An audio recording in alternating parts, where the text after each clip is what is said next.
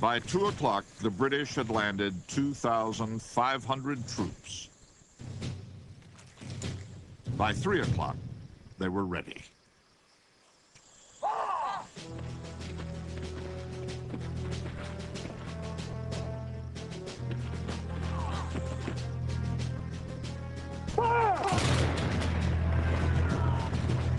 Along with much of Boston, General Burgoyne watched the assault on Breed's Hill. Now ensued one of the greatest scenes of war that can be conceived. Howe's troops ascending the hill.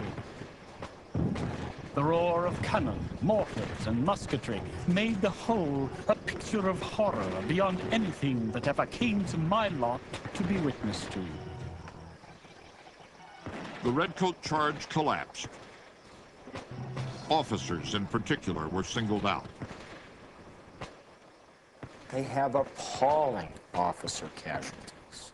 Stuff that scares the dickens out of the British command structure because they have not experienced death rates and serious wound rates among the officer corps like that in a comparable engagement in their living memory.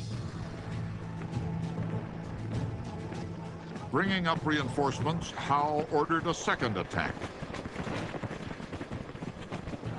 And then a third. By now, the rebels were nearly out of powder. In the last charge, some had even fired broken glass, rocks, and nails in place of musket balls. Prescott's men waited until the redcoats were again in range and spent their last precious rounds. Major Pitcairn, who had led the redcoats onto Lexington Green just 2 months earlier, went down with 4 shots in him and died in the arms of his son. Defenseless now against British bayonets, Prescott finally ordered his men to retreat. The dead and wounded lay on every side of us. Their groans were piercing. Our orders were to make the best retreat we could. We set off almost gone with fatigue, leaving some of our dead in the field.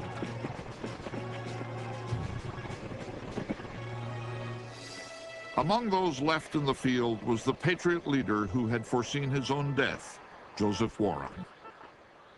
A British officer on burial detail wrote, "Dr. Warren I found among the slain, and stuffed the scoundrel with another rebel into one hole. And there he and his seditious principles may remain."